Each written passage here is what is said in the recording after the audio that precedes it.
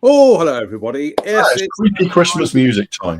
I'm just going to say it's that time of the year where Drew gets to complain about the creepy Christmas music, but that's better. Got my camera straight. And yet you'll never play Camembert Electrique for me. I might actually go out and get a copy of that now. You're taunting me with that, so yeah, I might. To explain, Chris is looking a bit bemused here. Were they French or English? I think they were Anglo-French, actually. A very chemically altered Anglo-French band from the 1960s called Gong, and they released an album called Camembert Electrique, and I listened to it as a teenager, and it seriously freaked me out. It was, I think the best way of describing it was, I can only imagine that when people talk about bad trips, and I'm not talking about a journey up the M5, but when people talk about bad trips, yeah, me stone cold sober listening to Camembert Electrique, a very disconcerting experience. Drew, on the other hand, loves it. Yeah, I'm going to drop 3 grams of mushrooms sometime and listen to it, just to see what it's like on a trip. No, ladies and gentlemen, he's really not going to be dropping 3 cans of mushrooms. So, hello, gentlemen. How the Charles Dickens are we? All right. Yeah. Very good. Yeah. Rolling into strike anymore. So. last day of meteorological autumn, I'm afraid, Drew. Yeah. Well, we're into winter, and I'm a winter guy anyway, aren't I? So yeah. I'm fine with winter. Yeah. Oh, get my blessed collars done properly in a second. There we go. That's better. Shall we, before we dive on into the news, shall we talk projects? So, Chris, you have the stage. Oh yeah. So last week I talked about the reason before building an Airfix TBD Devastator. This is the interior with some enhancements. Some of that's from the White Ensign sheet from a long time ago. And some of it is obviously a styrene added to the, especially where the gunner's position goes in the back. That's what it looked like before. That's what it looked like after I put some paint on it. You notice the weird black stripe there. I've discovered that the Bombardier, the guy in the middle seat, would crawl into a little tunnel. There's a dark tunnel. It was dark to allow him to see through a door that would open in the nose of the underneath the airplane with a Norden bomb sight in it and the whole 9 yards. So there's another compartment there I'm not building, but that's why that stripe's there. And then the cockpit itself started out like that. That is the White Ensign brass with parts of the Valum resin stuck into it. The seats and the panels there in the center position, and that's what it looked like before. That's what it looked like after. I built the radio panel there last night, and painted up the thing obviously yesterday. That flooring there in the gunner's compartment is from the Valum kit as well, and it's coming right along. It's actually speeding along faster than I thought it might. There's an awful lot of stuff underneath those consoles in the cockpit, wires and rods and hoses and all kinds of stuff. And there's more stuff in that center compartment as well, but I'm not going to worry too much about that because going over my own writing, because I wrote about it. I interviewed a guy who flew in the back seat of one of these at Midway.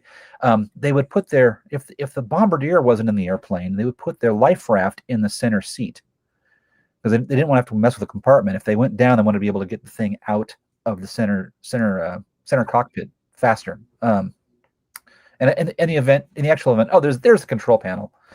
Made that myself out of some instrument decals and photo etch parts and things like that. So I'm learning more about this airplane than I ever wanted to, really, which is kind of the fun of this whole thing.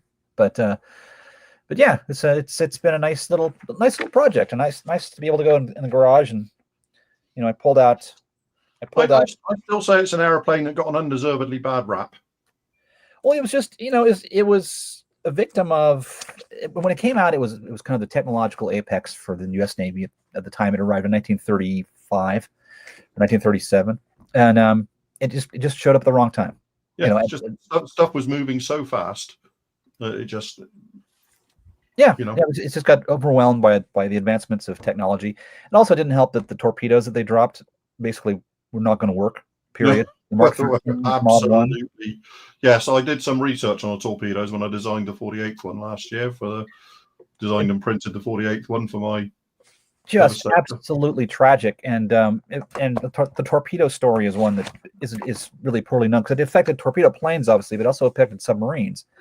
And the only reason they figured out the detonators, the magnetic detonators didn't work, and the physical strikers didn't work was because a submarine at one point saw a Japanese submarine tender, had a weird oblique angle shot at it, fired, and the torpedo went off.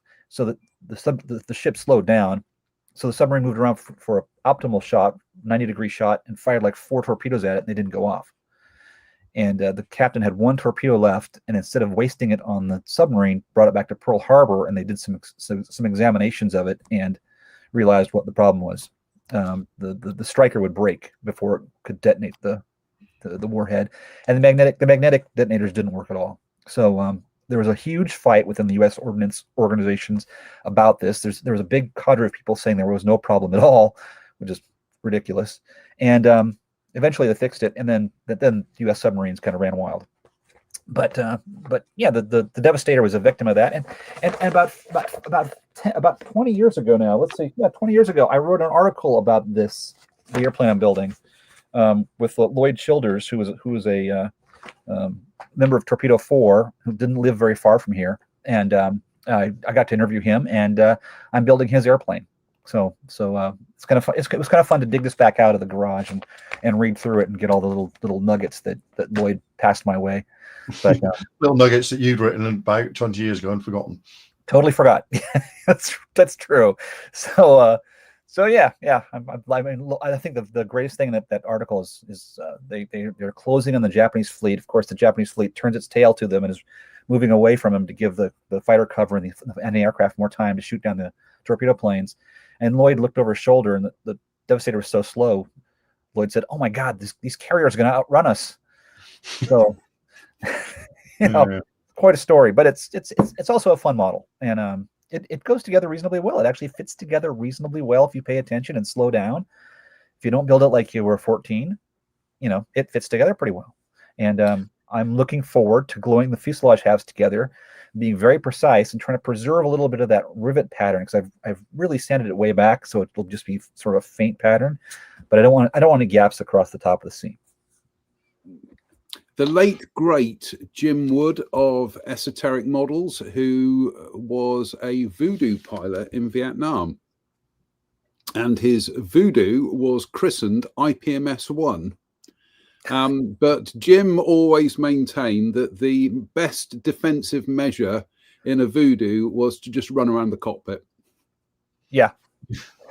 Big airplane, big cockpits are like that. American planes have lots of big cockpits. It would have had to have been a big cockpit, because the late great Jim Wood was a very, very tall, very, very tall fella. Now we were talking about Helldivers, not Helldivers. We're talking about Devastators or whatever. I'm just going to share this gem with you, and this is from the 1976 film Midway. And you know what's going to happen here, don't you, Chris? Charlton Heston is getting back to the aircraft carrier in a damaged Dauntless, and is he going to make it? Oh my goodness me! Stand by, ladies and gentlemen, because Helldiver, Panther.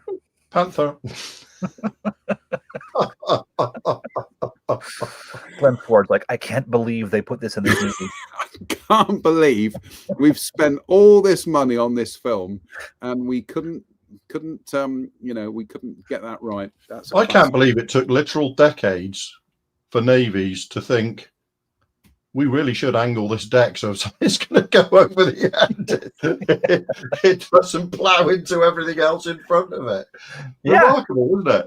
Yeah. Then you look at it and you go, angled deck. It's so obvious. Oh yeah. It's hilarious. Well, I'm going to say though, it's very easy to kind of like sit there and point the finger at a film made in 1976 and go, tee hee hee hee hee, they used the wrong aircraft. And yet, Millard, I will point to The Hunt for Red October 1990, great film, love that film. But when one of the Tomcats gets into trouble, it hits the deck. What do we see? A panther. Mm-hmm. Yep. Yep. Yep. Yep. Yeah, we probably see Talking of a lot Tomcats. more too if it wasn't such a distinctive airplane. That one crash on the. Yeah. I can't remember what it was, but yeah, that's they're cinematically too good. The few giant fireball crashes we've seen. But yeah, Drew's 100% right. It's like the angled deck, all these innovations that the British came up with, like the optical landing, but calling the ball on the meatball. Yeah, and the Fresnel light system. Yeah. Yeah, all these things that are just now. It's like, oh yeah, of course. That's why didn't we think of this 40 years ago? But anyway, that's carriers for you. I will Make say the barrier. before we seamlessly segue into more Tomcats, I will say for the amount of money Red October cost and the proliferation of miniature effects in the film, why they couldn't have just got somebody to go down to a toy shop, buy a Revell F14, bang it together, and just literally kind of like chuck it onto a carrier deck, filmed it, and because it's just going to appear on a monitor. It doesn't have to be perfect. What it does have to be is a Tomcat. Yep. Talking of which, Oh, look at that. look at that. It's like we almost planned this. Drew, are you, this is a loaded question, are you enjoying your 72nd scale Tamiya F14D Tomcat? Very much so. Yes, it's a beautiful model. It really is. It's been I've been sort of lacking a bit of mojo this week, so it's been crawling along the paint path this week. But over this weekend, I've finally got the two upper side colours on and weathered in, and yeah, I think it's starting to really come together and look the part. So I've got to go and do all the little paint details, the airbags behind the wings and the slime lights and stuff like that, and all the little nooks and crannies need to be masked off and painted. But overall, for the overall finish, yeah, it's coming together very nicely, I think. So, yeah, no, it's looking superb. Have you encountered any hiccups or problems with it? I mean, nothing I didn't really cover last week in that were I to build it again, I would. If you want to go to the yeah, so screen, John. Yeah, there we go. Sorry, everything's frozen here for a second. Oh, for goodness sake! Come on, StreamYard. Oh, Drew, your Tomcat is so unoriginal. Yeah, you see, it's so unoriginal. It looks just like the real ones. It's all right. The studio has decided to freeze for a moment. All right, there we go. And there we go. There we go. Yeah, I mean, the only real thing was, like I said last week, this belly plate here that goes from here to here. I would glue it in after I've glued the forward fuselage on next time, because I mean, nothing really visible there, is there, as an issue? But there is along the trailing edge here, there is a very, very slight step.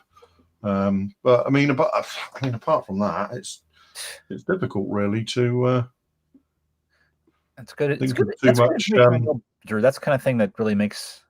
Sorry. That's such great information to pass on, because that's like the little hints that make the building go that much better. Well, yeah, it's in a lot of ways, it's like we're I'm learning as I go with it. Mike the Williams wings aren't fixed. The wings and tail aren't fixed. The nose section is. So, yeah, there we go. That was I did plan to leave the nose section. I always plan to leave the nose section separate on the 48 scale ones, and I always end up gluing it before I start painting, and it never really makes that much difference. So, but yeah, it's the weathering and post shading and stuff has worked pretty well, I think.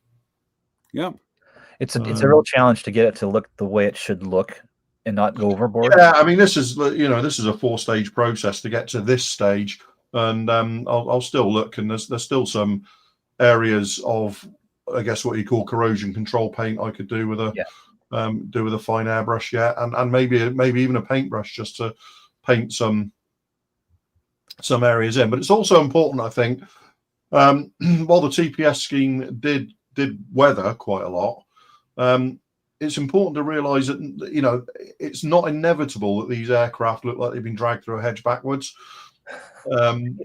They could look a bit dirty and mucky, but they didn't always look like complete disaster areas. Yeah. They started out clean. There's kind of room for every, you know, and certainly, you know, the stuff like the aircraft from VF-101, they would never have been anywhere near as weathered as a carrier aircraft because they were the training squadron and they were land based. Yeah. So they were never subjected to anything like the same amount of you know, corrosion control and stuff because they didn't need it. But yeah, I mean, I think everything, and at some point these aircraft were brand new. Don't forget that. You know, at some point, these aircraft came out of the paint shop. If they come out of overhaul, they're going to look really nice. And and when they take them out to the boat, I'm gonna tell you right now, they make no commander, no CAG, no squadron commander wants to take a bunch of ready-looking airplanes out to the boat to start a cruise. No. How they come back is a different matter, but that's because you're at sea for 6 or 8 months, and but yeah, that's so that'll get all those little details painted and gloss coat, and then a wash, and then the markings are ready to start going on. But yeah, I mean, overall it's been a very, very enjoyable build, and I don't see any reason for that to change, really. No, it really looks the part. It's really nice. No, you can see. I mean, the undersides, all the different paints of you know, it's all been the same process with each paint, each paint choice. It's all Mr. Colour as well. It's all Mr. Colour. I was just going to say, what did you use? And there we go, Mr. Colour. Yeah. Always circle back to Mr. Colour. It doesn't matter how much, you know, how many other paint ranges and whatnot get released. I will always circle back to Mr. Colour because I just trust it. I just know what I'm going to, you know, there was no mystery with painting that whatsoever. I knew exactly what was going to happen. I knew exactly how it was going to perform. And guess what? It did exactly that. And there's no primer coat on that either. All the paints went straight onto bare plastic. Yeah, because the paint is because the aircraft is, the model is so good that it doesn't need a primer coat. No. And it's great. And I'm starting all my weathering starts with an opaque base coat. I don't do this. I don't do pre-shading generally, and I don't do base coating and marbling over the top, because to me that just looks like exactly what it is. A translucent coat of paint over a black base, and so I don't like it. Whereas the intermediate coats, I find that if it's going over an opaque coat of the base color to start with, because you're starting with the base color, you're weathering on top of it, which is what happens in real life. Yeah, and it just feels to me, and it always looks to me just a bit more realistic. That's how I choose to do it. So I'd agree with that. Right. I am going to go solo for a second because my goodness, I joined the club. And in fact, tonight I may even order the next one up live on the show. But is that the Mobius? Yeah, I might buy the Mobius actually. Like that. This is the basic GAD 39, which cost me £26. As we did a live kind of unboxing during the week, but as you can see, 26 of your British pounds buys you this 2 sets of needles. So there's a 0.5 and a 0.35, 2 color cups. There's also a thing there with the different nozzles and everything. I have to say that for a budget airbrush, it doesn't feel like it. It's got quite a bit of weight to it, which is always good because it means that they're not using kind of cheap componentry. I did have a little bit of a hiccup when I was trying to test it on, I think it was Wednesday or Thursday when it turned up, because I really should have opened the box, done my testing, and then reported back. But it just needed a little bit of an adjustment, and then it started spraying beautifully. But oh my goodness me, these brushes they really exceed your expectations, and they are built far better than they cost. Let's put it that way. I'm impressed. What can I say? They don't feel like budget airbrushes. So I am going to, during the show, whilst you two are talking, I'm going to order myself a Mobius. Well, there's a Mobius there. Whereabouts? What, the one I've got here? No, on my. Oh, on your camera, right? Well, we can't see. Here we go. There we go. Drew's referring to the fact that he's got his camera live and we can't see it. Right. Oops, Daisy. Let's try it again. That's the Mobius. Yeah, there's a Mobius. I bought this months ago. I've barely used it. It's very, very nicely made. It's got a similar weight and heft to like a Pro Convoy or an Iwata for that matter. Mm-hmm. The only thing I don't like about it is the trigger has got a definite pinch point, a definite détente where you can feel it click across it there. Yeah. Which I keep meaning to take this apart and work out if there's some kind of minor modification I can make to remove that kind of pinch, that kind of jump where the needle almost seems to jump. Yeah. Or the trigger, I should say. But that aside, otherwise, it's. I think I paid about £75 for this one. This is a top of the range one, with a couple of nozzles and stuff. It's a fantastic package for the price. So, yeah, there you go. There's a Mobius. Well, bear with, because let's just go back to me. I am on the share screen. Here we are on Amazon. There it is, the Galeri Mobius 0.2 mil one. It's got a Mac lever, a Mac valve rather. We're going to buy one. So let me just get rid of that screen. Goodness me, come on, StreamYard, make it easier for us. Buy now. Well, exactly. I'm like a one airbrush guy, and even I have one of these. I won one in a club auction because someone in our club, the guy that ran the auctions, found them on sale someplace for $17 a piece, and $17 airbrush. Now we got a couple of the best guys in our club painting their models with a $17 airbrush. Because they're really nice. I mean, I'm not a big fan of the top feed because I don't use very much paint at any one time, and cleaning's a little bit different for me than I'm used to. But I found it sprays pretty dang well. And if you're a modeler who's put off getting an airbrush for a long time because they're expensive, you don't really have an excuse. This is less than most kits in the US right now. So. Well, that's one of the things I was going to say. I'm just going to address Brian Wilton's comment. He says, I got that one plus the Mobius 0.2 needle with a Mac valve, super piece of kit. This is the thing, Chris, is that the number of times that I've seen people, they go out and buy kits and they throw expensive aftermarket at it and decals and things, and then they're kind of struggling with an old airbrush because they won't invest in a new one, and it's the best thing you can buy. I've got people spend many hundreds of pounds a year on models and bulk at paying £100 for a compressor and airbrush. Right. Yeah, like tools to make nice. Yeah. Come on, guys.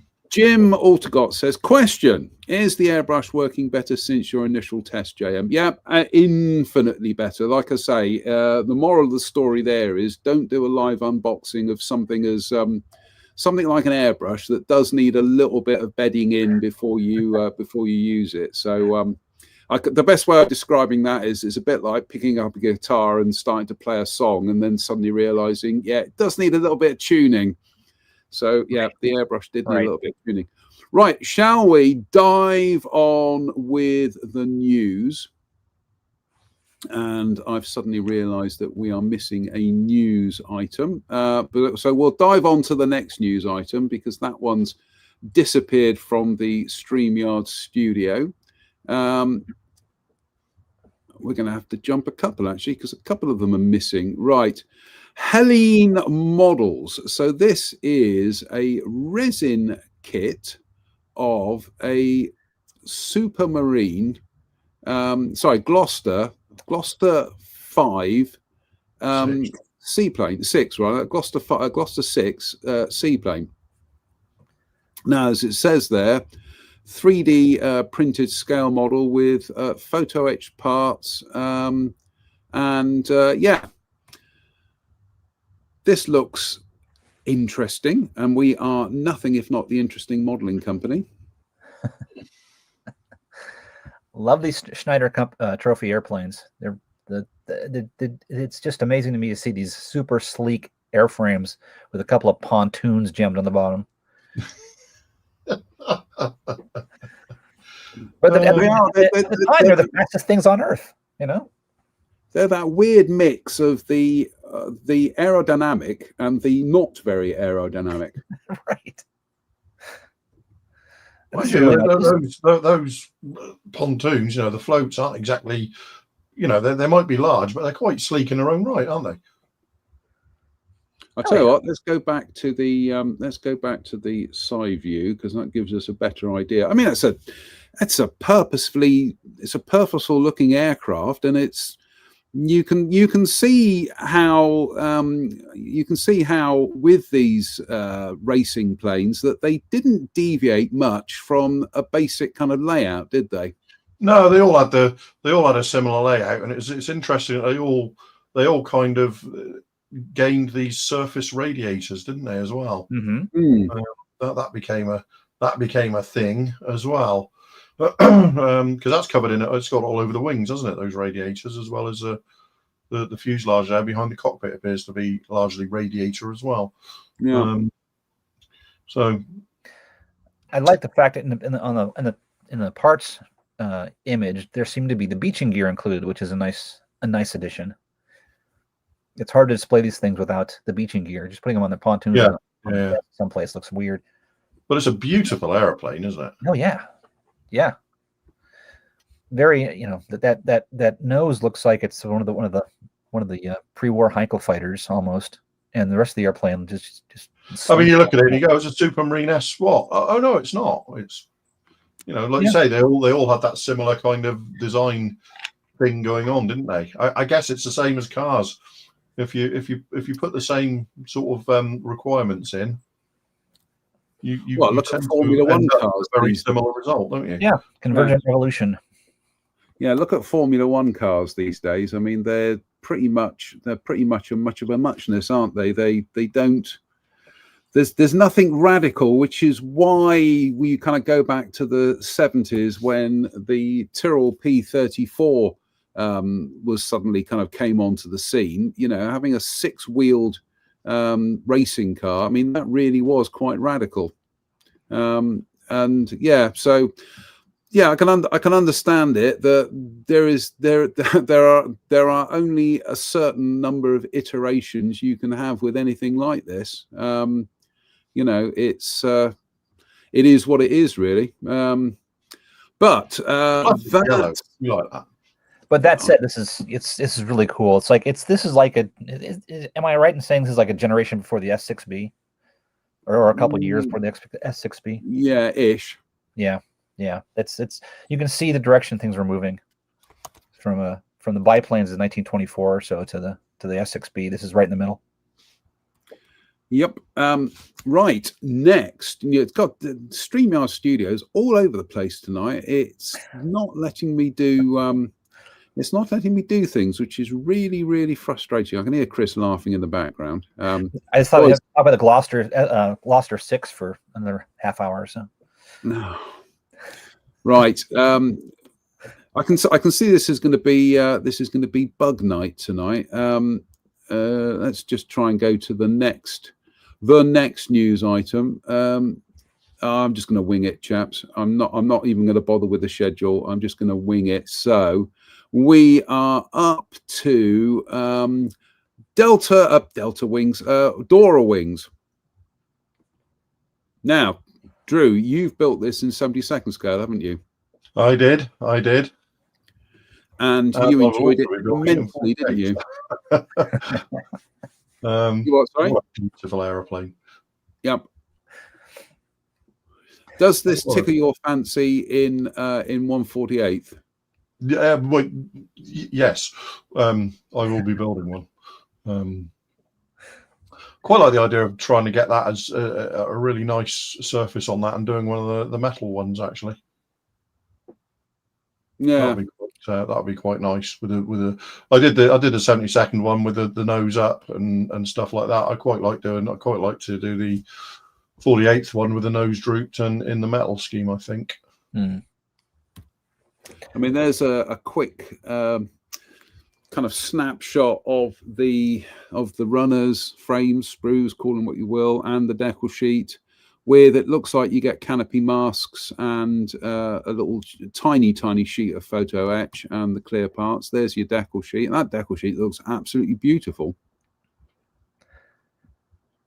That really does look top dollar. That does. Yeah, count me in. And it was a beautiful model as well. So there's absolutely no reason why the 48th one won't follow suit. Yeah. Or will be even better. It's a really, really nice model, the 70-second one. So yeah, and it's just such a great shape, isn't it? It's like it's pure 50s speed. There's not nearly enough purple airplanes on my shelves either. So right, here's one that's mauve. Yeah, right. Right, A model are doing in 70-second scale. They're doing the Antonov 24B, AN24B. This is a big old bird, isn't it, chaps? Well, this is an old tool. I have built the AN26 when it was originally released by A models. They've done this, the AN24, the 26, the 30, and the 32. I think have they done the 30? I think they've done the 30. But yeah, it's such a great range of small transport aircraft from Antonov. So this is a re-release. I don't know if there's going to be anything new added to the molds since it was, because the original was probably 15 years ago now, I think, something like that. Right. So obviously it's entirely Ukrainian options now, for reasons that are strikingly obvious, I would suggest. Right. But yeah, I remember it being actually it's A model, so you're always going to have a little bit of a challenge. But on the other hand, it's not Mach 2, if you know what I mean. Right. It's perfectly buildable. It just does require the modeler to be aware and be prepared to put some work into it. Yep. It requires modeler input as opposed to a modeler's sledgehammer. Yeah. As my I've got the AN32 up in the attic for some indeterminate point in the future to build. I can't remember the 30. The 30 is the one with the big bulge nose, which was used for mapping and stuff. But yeah, I think they've released an AN26 as well as to go with this, or re-released it, I should say.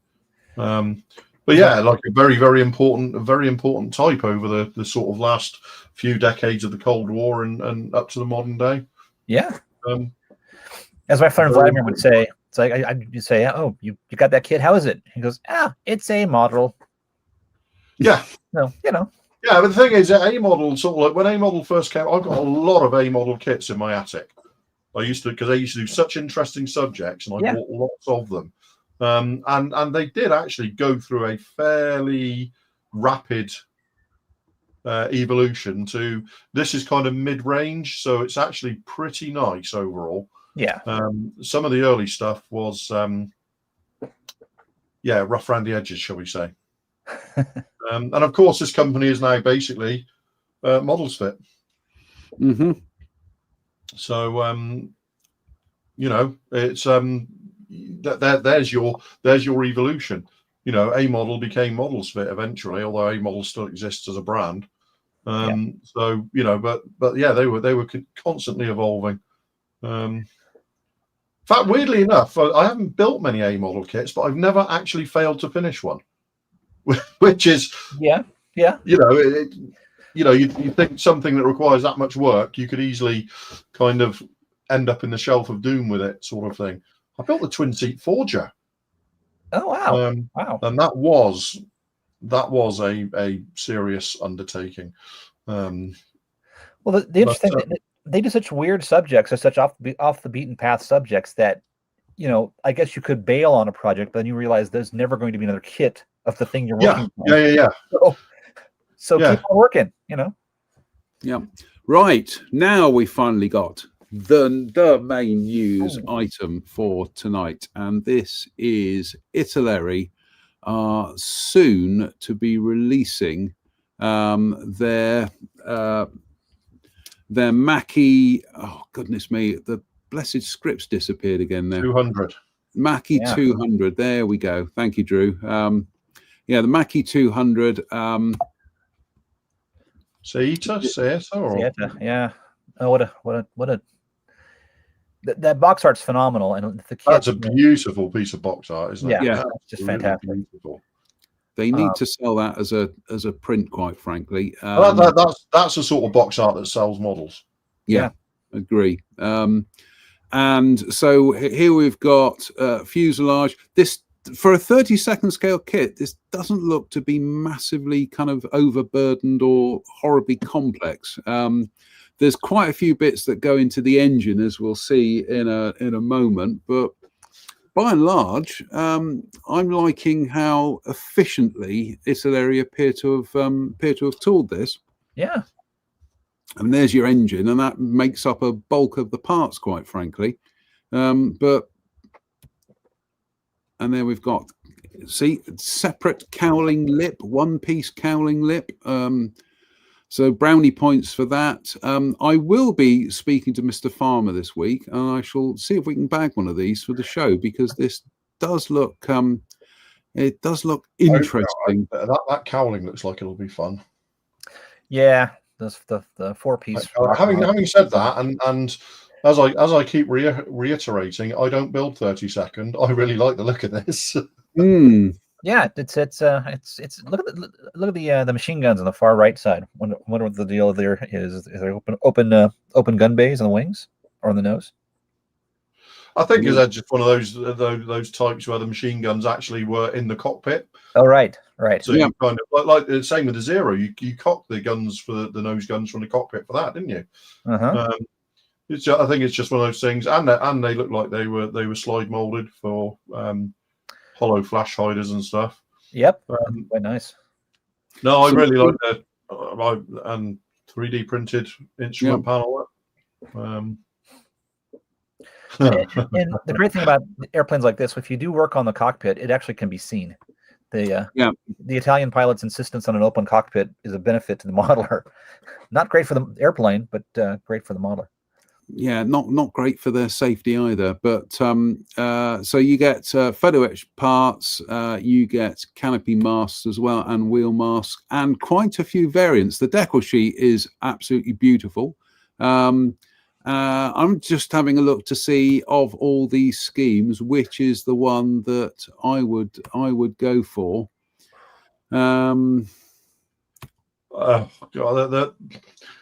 This is one to exercise your airbrush chops, isn't it? Oh yeah, it is just a little bit. But yeah, there's the bulk of your kit there in that engine. Also, the other thing, Drew, is worrying about putting together the cowl and everything. I think if I was going to build one of these, I'd probably build it and leave it so that you can see the engine, because it's such a feature of the kit, and with the bearers and everything, you know, all the gubbins and everything. I think I'd leave it off, but. No, Yeah. the guns are a fair bit forward of the cockpit. I think it's Wow. yeah, just obviously there might be some options. Well, the panels are separate, aren't they? So you can see them. Yeah. Yeah, I really like the look of that. I really like the look of that. I've had such a good time building 32nd scale kits this year. But oh God, no. Right, Enough. enough of these aeroplanes. Let's talk about some armor now. Oh, and Ryfield models, they are Daisy. Add to stage. Ryfield models are doing the Mark 50, the M50 rather, Mark II Super Sherman, which saw battle in the Middle East.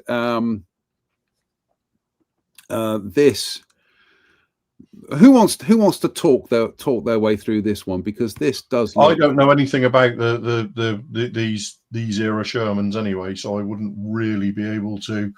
It's interesting. There's a bunch of 3D printed parts going to be included. Yeah. As we discussed, this appears to be becoming the norm now. Yeah. It's 3D printed parts are becoming the norm.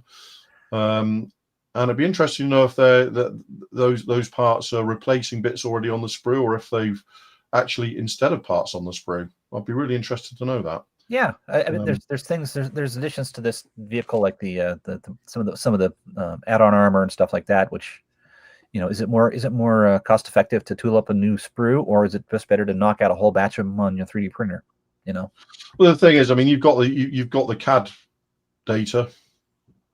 And so just making sure that it's printable on a 3D printer is a eminently sensible way to go, really. Yeah. Yeah, I mean, I don't know. I don't know when this would have been in service. I'm probably thinking the late 50s, early 60s. So there isn't really a lot we can say, John, because we don't really know what we're looking at, if you know what I mean. Well, there you go. That's what you're looking at.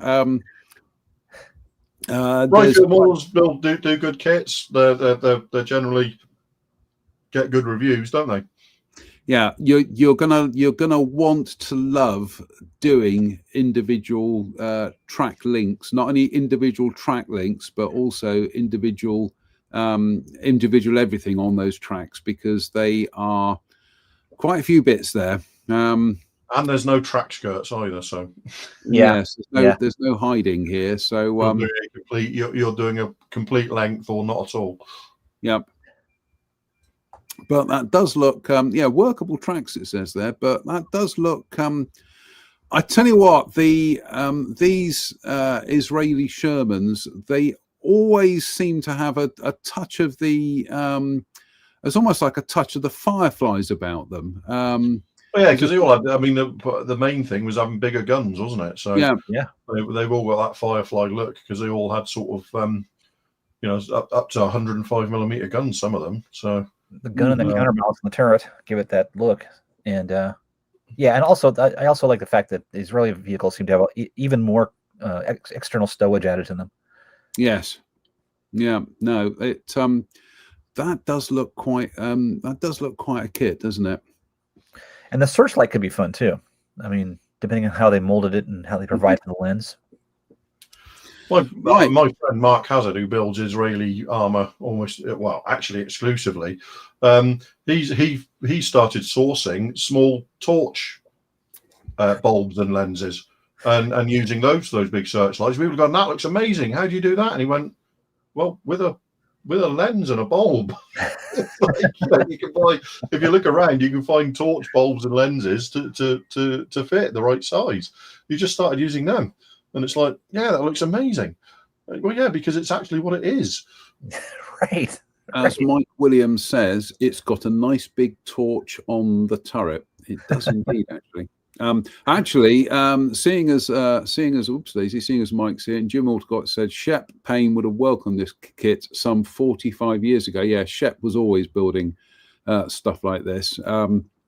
Whilst we've got everybody up here, let's just have a big shout out to Dave, the first viewer tonight, Dave Fleming, Damian Mullen, Kitchen Table Modeler, Russell Taylor, Black Skunk Works, Travis Thompson, Michael Scott, Kev Tinker, scrolls down, Lee Suter, Dougal McWoogle, Keith, Philip Jones, Shane Weir, good day Shane, Andy King, Theron Hampton, Peter Chappell, Glenn Mallet, Nick Brown, Paul Voyle, Greg Woodbridge, Dave Swindle, Mike Williams, Sarah Jane, Steve Moores, Anne-Marie Ryle Gould, Phil, Rory. You know Rory, Drew?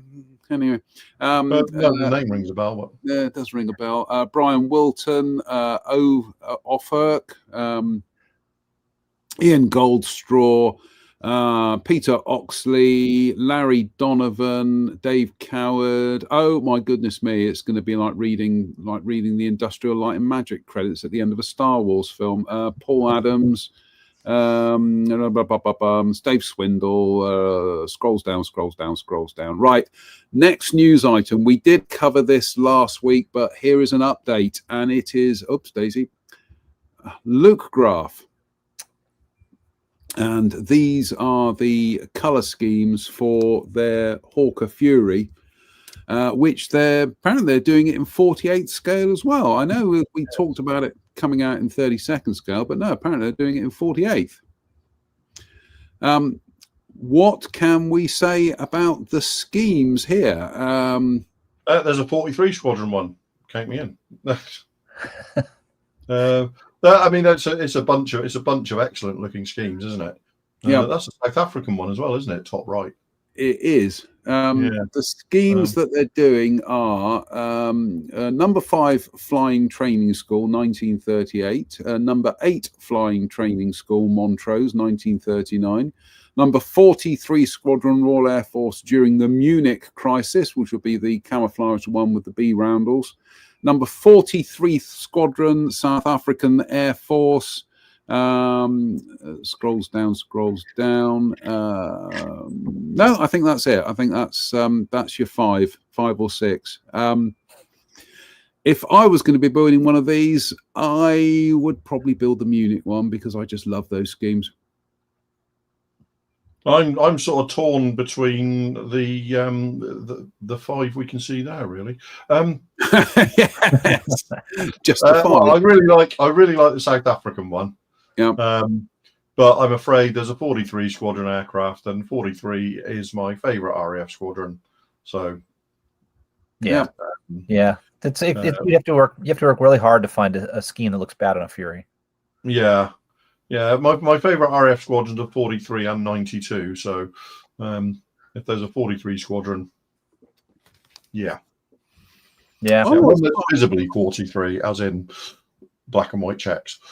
I'm always partial to 3 Squadron. Actually, I think I do like 3 Squadron Harriers, be they GR3s or GR5s or GR7s. Indeed, I always like that green bar. Don't know why, but there we go. Right, so that's Luke Graph, and we may be reporting on that kit again in the future. Right, we're coming up to almost coming up to the hour now, so that's there we go. A model AN26 Curl. Which is just basically it's largely the same model as the AN24 that we covered 10 minutes ago. Yeah, I'd have to do some research to figure out what the difference is between these antennas. Yeah, between the 24 and the 26, I think it's the number 2. I don't think the difference between the 24 and the 26 is quite minimal. It's when you get to like the AN30, I think, which is the clamber with the clamber with the big photo mapping front end with a big bulged cockpit and stuff, and glass nose. And then the AN32, which is the hot and high one with the engines that are over the top of the wings. But largely, I mean, the wings and the fuselage on all these are largely the same. It's just engines, noses, and stuff that tended to be different. Yeah, I mean, the clear parts are obviously going to require a little bit of love and attention. But if you look at the plastic parts, they're really quite, they're pretty clean. Yeah, there's nothing there that's terrifying me. Let's put it without wishing to sound cruel. There's nothing there that makes me think of was it Minecraft models? Oh, yeah. Oh boy, yeah. Carved from a bar of soap. Injection molded vac forms. But it was a different technology back then. It was pushing the envelope, and it kind of paved the way for a lot of other stuff. So it's very easy to look at some of these older kits and kind of go, yeah, they were a bit rudimentary, but tech has changed. Some very nice color schemes in this kit. I'd really like it. I really like the type as well. I really like the aircraft. I think it's a good looking airplane. Yeah. I've always loved the AN32 with the engines over the top of the wings. Antonov, got a long and glorious history of good looking airplanes. Yeah. Make sure you put plenty of weight in the nose. Yeah, just a bit, just a bit. And typically Soviet, in that if you look on YouTube, you can find film of these aircraft operating in horrific conditions. Absolutely horrific conditions, and they're just getting on with it. That's what they did well. Right, last couple of items for tonight, and we are jumping over to armor. And Pig model. They've been around for a few years now, but I always get slightly kind of confused that there's yet another new name has turned up. But yeah, this is Pig model, doing a T-34-76 mod 1943 with the PT-3 mine exploder. It looks to be beautifully molded, really quite exceptionally molded. You get some metal chain in there. Looks like you get a metal rod for the gun barrel. Lots of parts there. So clearly they've tooled up a base T-34 and then just added other bits to it. There's some of the elements for the mine roller, and there is a built-up model. Doesn't that look very nicely executed, doesn't it? Yeah. That's quite a distinctive kind of mine roller as well. I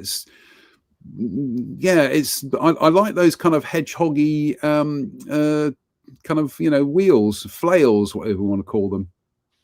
Also looks like it's a weathering dream as well, as indeed this expertly built model demonstrates. Yep. But I also like the mix of road wheels on it as well. Yeah. Yeah, no, that's a very nice. That looks like a very, very nice model. It really does. And I think you do get figures with it, and the figures look, from the photographs, quite exquisite. So yeah, I'm going to keep an eye out for one of these, because I do like my T-34s. As we know, I built 2 or 3 in the last 5 years or so, and yeah. I like that. I know what I like, and I do like the look of that. So yeah, that's cool. Right, we're coming up to the final item for tonight, the "and finally" moment, and tonight's "and finally" is it's a 3D printed kit. It's injection molded. Sorry, my script notes are all over the place here. Not our finest hour tonight, chaps, because of technical issues. But there we go. Cora, what a scorcher. 72nd scale Fiat Ansaldo A120, and these are injection molded as well. Doesn't that look brilliant? Yeah, it's another one of those 1930s things, isn't it? 1930s things. You and your technical jargon, Drew. Come on. Yeah, it's just I'm all over it. I'm all over it. Well, it is, isn't it? It's got that parasol winged 1930s. We haven't quite left biplanes behind, but we're going to try with one wing. Right, right. And everything's as many flat surfaces as we can figure out how to use. Yeah, it's kind of IKEA flat pack aeroplanes, isn't it? A little bit, but it does have a charm to it, and it looks like you really can't go wrong with these some of these schemes in here. They're really quite interesting. Yeah, it says there early scheme Lithuanian service. So I just having a look. It looks to be 3 schemes in the kit. So you got an overall kind of like silver doped / natural metal one. And then you've got one where the doped areas have been painted a greenish color, and then everything else left natural metal. But not an aeroplane I am massively familiar with. But I'm just actually, whilst we're here, I am just going to Google Cora plastic kits just to see if I can find anything extra on them. Yeah, they used to do a lot of resin kits, didn't they? Yeah. Did they?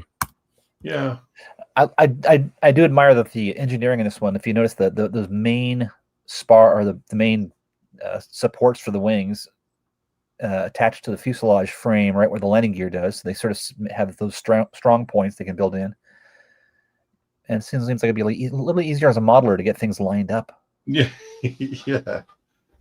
This area's got to be strong anyway, so let's add other bits. Yes. Yeah, I'm just on a website at the moment for its LF models, and I'm just looking at their catalogue of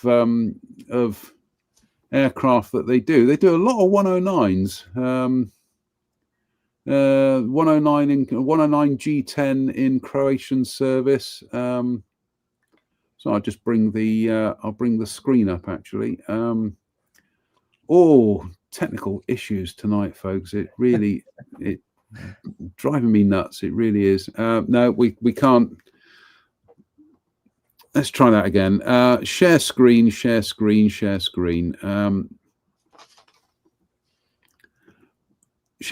Here we go. Yeah, so this is one of the kits they do. 109 G10 in Croatian service. And here we are on a page of other stuff that they do. These are all injection molded kits apparently, so interesting stuff. Yeah, and they do detail sets and stuff like that too, so, and conversions, so they're really all over the place. They have a pretty massive catalog. Yeah, Fiat CR20 in Lithuanian service. Yeah, that's how I feel. I'm going to have a look into these and see what we can find. Right, chaps, it's been cock up central tonight. StreamYard really has been extremely buggy. We have nights like this. Sometimes it's super smooth. Other nights, JM forgets the song. So, right, chaps. Any other business? No, not from me. I don't think. No, I don't think so.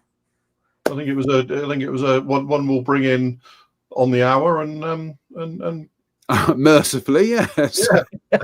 It's about the only thing we managed to get right tonight. Russell Taylor says Cora does a series of biplane Corsairs. Yeah, the Corsair one. Yeah, the earlier. The Gullwing Corsair was the second Corsair. Yeah. I believe was it a Corsair that shot King Kong off the Empire State Building? Cora. For some reason in my mind, that's always a P-12. I don't know. I have to look it up. Look them up. Yes, good Lord. Good Lord. John's just confirming we weren't lying to him. No, every day is a school day. And here we go, share screen. The Vought SU2 Corsair. There it is, Cora. Yeah. There, yep. Gosh, I didn't realize we had them long enough to keep the to put the blue paint on them. That's interesting. Okay. Well, that's a new one on me. There you go. On that note, here we go. Jared says, this is tempting. He says, I've got a gift for Drew. When I see him, he'll have to bring the Gong album, and I'll bring him something by the Osric Tentacles. And Darth Bilius says, two-seater got King Kong. Peter Chappell says LF Models have a new Westland Wasp. Peter, if you can ping us a link to that, we will feature it on the next show. That does sound brilliant. And Dave Fleming says, Agent Dave Fleming says, the RAF had a biplane Corsair. Going to look that up now. Yeah. It's not a case of I don't believe you. I want to look that up. I have that. You're interested in Corsairs now? Yeah, innate curiosity. That's it for tonight, folks. Mercifully, fingers crossed. We'll be back next week without the Gremlins, and we'll hopefully have Ian on again before Christmas. And we'll do another car show. Until the next time, you all stay out of trouble, and we'll see you very, very, very soon. So until then, stay safe, stay out of trouble, and see you later. Bye-bye, everybody. Bye-bye.